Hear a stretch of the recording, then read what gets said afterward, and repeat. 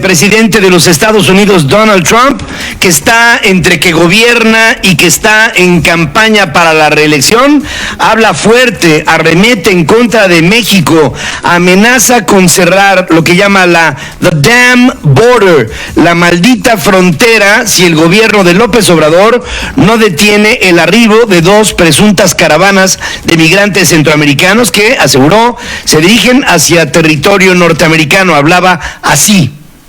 Another two caravans now are pouring up. Mexico could stop them so easy.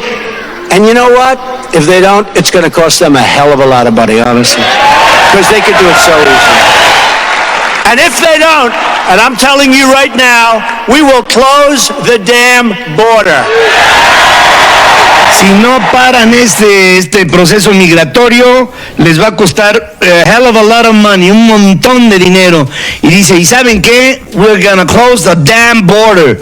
Lo dice con odio, lo dice con además sabiendo que está levantando entre los norteamericanos un antimexicanismo que del lado mexicano no veo muchas respuestas. Bueno, la de Marcelo Ebrard, que es más tibia que nada. Bueno, Marcelo Ebrard es un canciller ausente. En los dos últimos problemas internacionales, Pedro, que hemos tenido tan solo esta propia semana, en la de España no apareció porque ahí la que gobernaba era la esposa del presidente con esa intención de solicitar la disculpa de España. Pero este problema es realmente fundamental en la relación México-Estados Unidos, simplemente no solamente el socio comercial más importante de México, sino su vecino más importante de México. Sí. Entonces viene una advertencia ayer de la secretaria de Gobernación diciendo que viene la madre de todas las caravanas con 20,000 migrantes hondureños. ¿Y cuál es la respuesta del gobierno de México? Les vamos a otorgar empleos en México para que no vayan hacia los Estados Unidos. Y Donald Trump está respondiendo como la mayoría de los estadounidenses quiere que responda.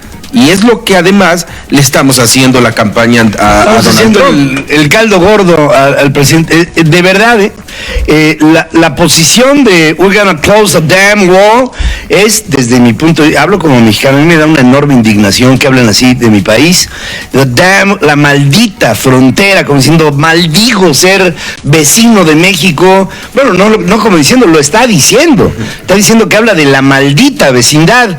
En el tema migratorio buscamos entendimiento, pero siempre exigiremos respeto. Fíjate qué estupidez, dice el canciller mexicano Marcelo Ebrard, nuestro ínclito, no que digo ínclito, perínclito secretario de Relaciones Exteriores. Estados Unidos tiene una política migratoria bipolar porque por un lado ofrece asilo y por el otro lo limita o lo niega, según evidencia Tonatiuh Guillén, comisionado del Instituto Nacional de Migración, luego de que el presidente Trump acusara a México de no hacer nada para detener el flujo migratorio ilegal centroamericano.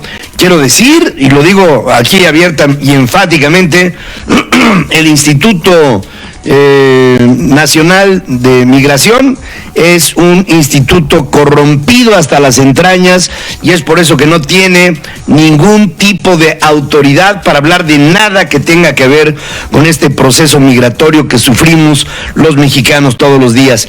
Tras el cierre de la oficina del Instituto Nacional de Migración por enfrentamientos entre migrantes y autoridades, cubanos varados en Chiapas avanzan rumbo a los Estados Unidos y por eso el presidente Trump avienta él tiene información estratégica, sabe que hay hordas que están llegando a la frontera y que eventualmente van a reclamar su derecho a estar del lado norteamericano. Eli Jerez, vicecanciller de Honduras, niega que desde su país se esté formando esta llamada caravana madre, conformada por más de 20,000 personas, como lo denunció Olga Sánchez Cordero, la secretaria de Gobernación. O sea, no solamente no avalan el que vaya a ver esta caravana, sino que niegan la información dada por la secretaria de Gobernación en nuestro país. Son ya por lo menos 3 caravanas las que han pasado en territorio mexicano durante la llegada de Andrés Manuel López Obrador como presidente de la República.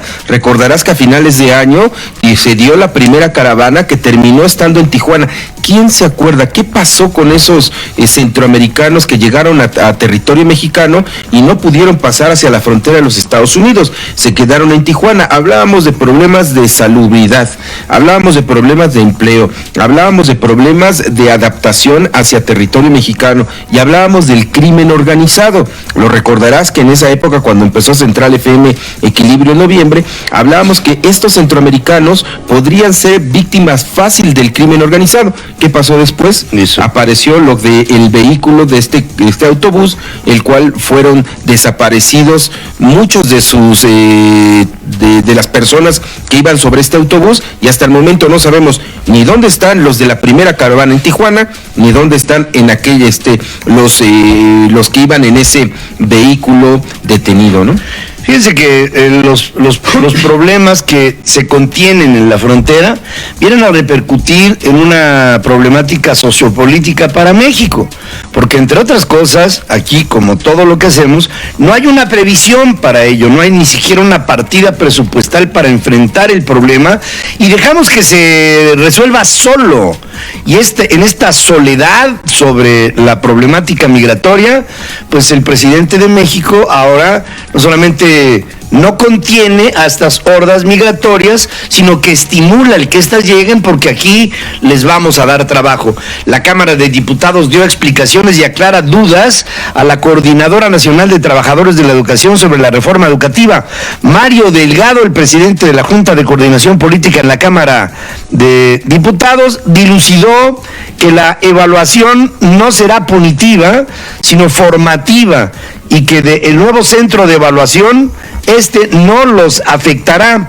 Precisó que no se incluirán aspectos laborales en los artículos referentes a la educación y que estos lineamientos vendrán en las leyes secundarias mismas, que se construirán de la mano del magisterio, es decir, el magisterio es el que va a diseñar la reforma. Puntualizó que el dictamen aprobado en comisiones no se llevará al pleno hasta que no se haya agotado primero el diálogo con la Coordinadora Nacional de Trabajadores de la Educación. Es decir, viene un amago de la coordinadora y de parte del Poder Legislativo dominado por Morena, viene una permisividad a todo lo que la coordinadora está proponiendo dentro de lo que son sus condiciones de negociación. Y Pedro, y la coordinadora y la actitud del gobierno les está enseñando a cualquier grupo de presión que este es el camino, ¿eh?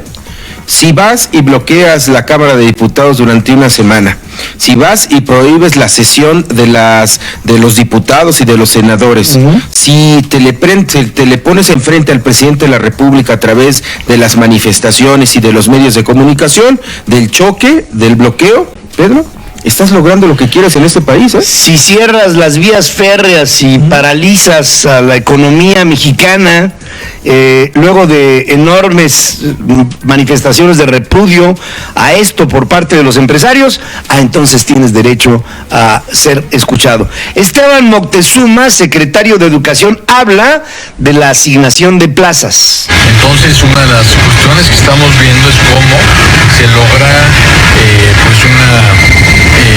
una asignación transparente totalmente del tema de las plazas. Totalmente transparente.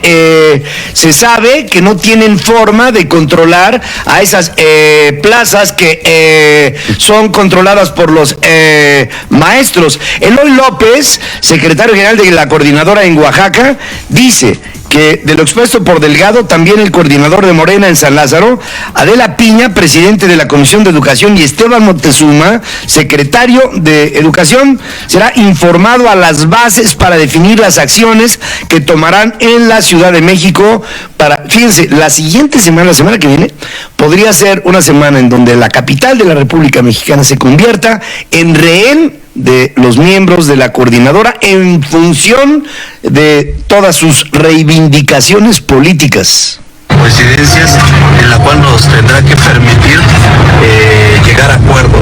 En ese sentido, nosotros como representantes de la sección 22 hacemos la valoración y enseguida vamos a llegar a nuestra asamblea estatal, que la asamblea estatal definirá si hay un gran avance o la definición que se dé, ¿no? Y sobre todo, ¿no?, hacer referencia de la nefasta reforma de Enrique Peña Nieto, que eso nos ha lacerado y que por 6 años nos mantuvo así. ¿Qué diría mi maestro de literatura castellana, don Isidoro Enríquez Calleja, cuando escuche cosas como coincidencias en la cual... que es como hablan estos miembros de la Coordinadora de Trabajadores de la Educación?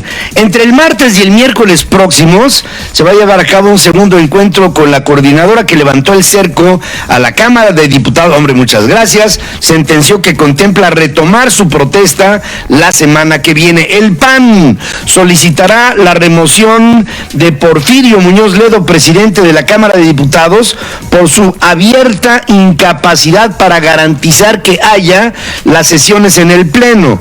Amenazó Juan Carlos Romero Hicks, el coordinador de Acción Nacional en San Lázaro, anuncia que promoverán amparos contra las autoridades que no han protegido al recinto legislativo y esto no les permite trabajar. Estamos en un estado fallido, en un estado de excepción, condena. También en redes sociales, Romero Hicks arremete en contra de Porfirio. Lo bueno de Porfirio es que arremeten en contra de él, ni cuenta se da. Bueno, dice, lo que exigimos es regresar a un estado de derecho, ya que estamos en un estado de chueco, y es lo lamentable. Los ciudadanos quieren resultados desde el legislativo. Hashtag fuera Porfirio.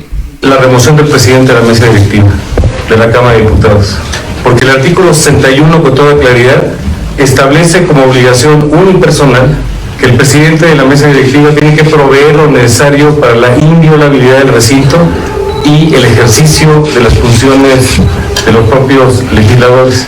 Oye, Pedro, y la historia cómo se repite, no, y sobre todo en la cuestión política es lo mismo, solamente con actores distintos.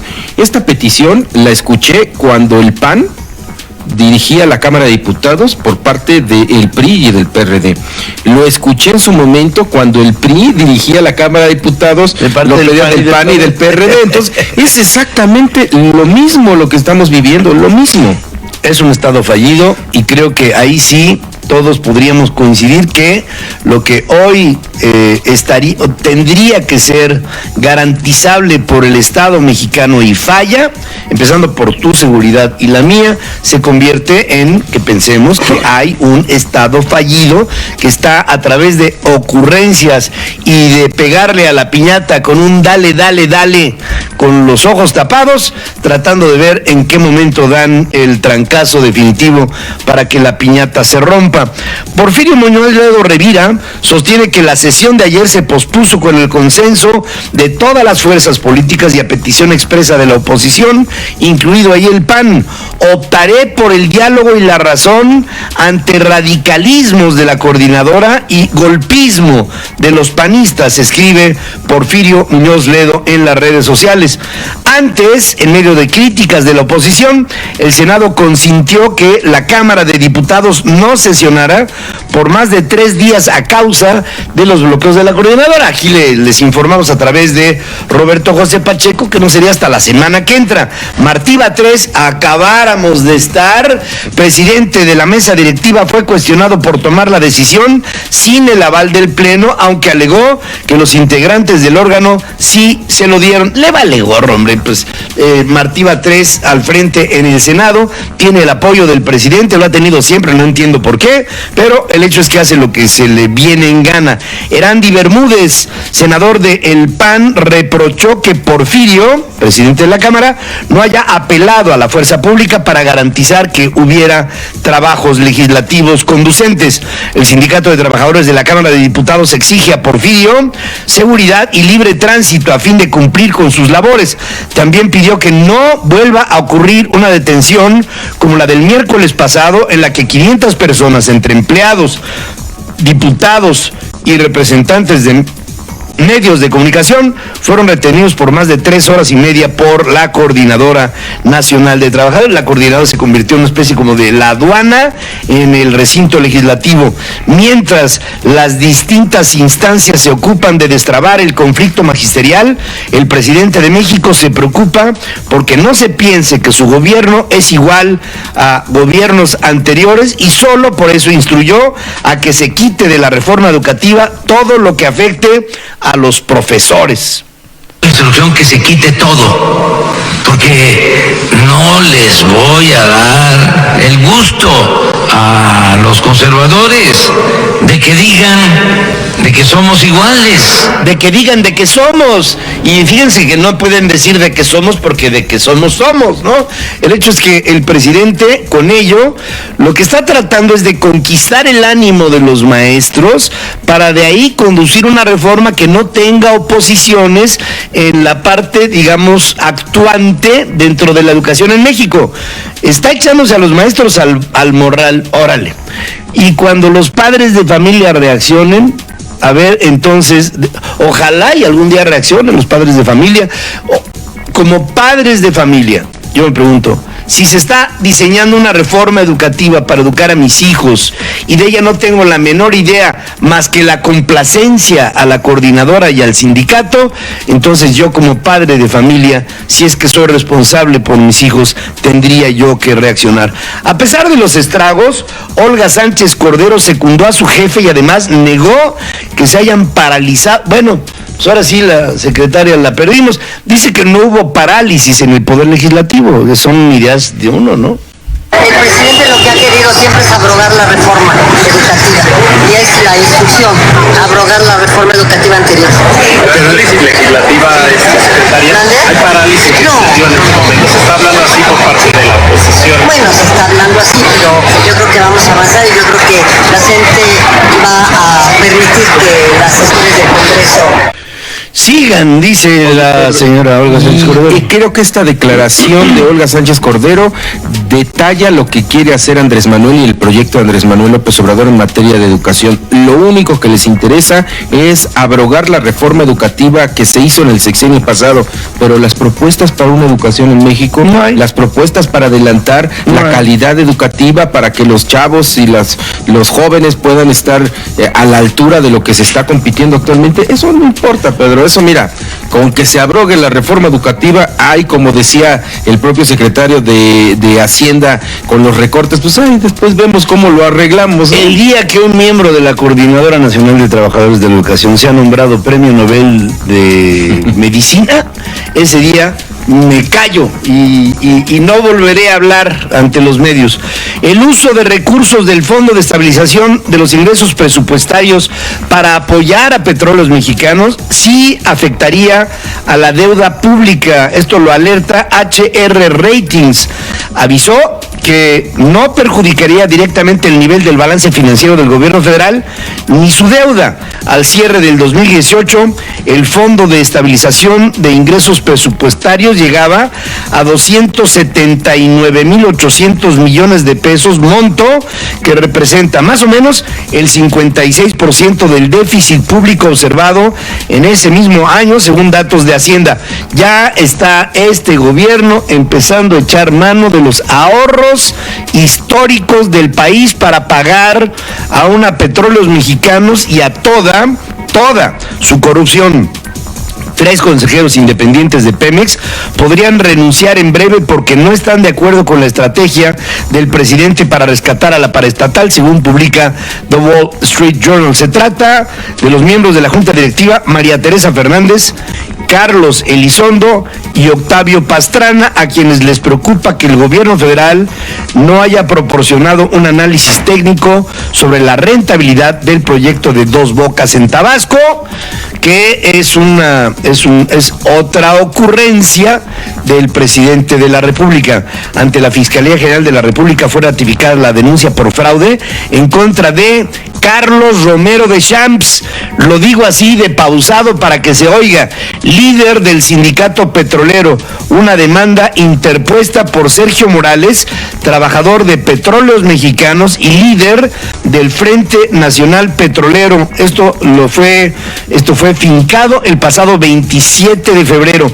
Sobre el asunto, termina, o no sé si ya terminó, no lo sé, la guerra en contra del huachicoleo y el nombre de Carlos Romero de Champs, que flotó en el ambiente en México como uno de los líderes del robo de combustible en el país, se diluye y otra vez vuelve el amago de algunos de los trabajadores de Petróleos Mexicanos que dicen: no quiero a este líder al frente del sindicato petrolero, lo quiero en la cárcel y lo quiero regresando todo el dinero que se ha robado al sindicato y al país. Andrés Manuel López Obrador pide a la Cámara de Diputados que los gobernadores en funciones también puedan ser imputados y juzgados por traición a la patria, corrupción, delitos graves del orden común y electorales. El miércoles el Senado aprobó la reforma por la que el presidente y los legisladores federales pueden ser acusados por estas faltas citadas. Aunque pregona transparencia y combate a la corrupción, el gobierno de Andrés Manuel López Obrador se perfila como el más opaco de la historia, según dice Julián Rementería, senador del PAN. Criticó que en lo que va de la nueva administración, 7, otra vez lo vuelven a decir, ayer lo dijimos, 7 de cada 10 contratos se han adjudicado de manera directa y sin competencia. Esto habla de que está el presidente colando a empresas que dice que son las más calificadas, cuando en realidad lo que son sus favoritas. La libran Rosario Robles y Emilio Cebadúa. La Fiscalía General de la República anticipó que imputará a 2 exfuncionarias menores de la tesorería de la SEDATU como probables responsables de haber autorizado 185 millones de pesos que se presume fueron desviados a través de un convenio con la Universidad Politécnica Francisco I. Madero. La fiscal Mónica Martel Holguín informó que imputarán penalmente a Marta Lidia Montoya Santos, exdirectora de Tesorería, y a Nori Carolina Pérez Tomé, jefa del Departamento de Bancos, ambas pertenecientes a la nómina de SEDATU.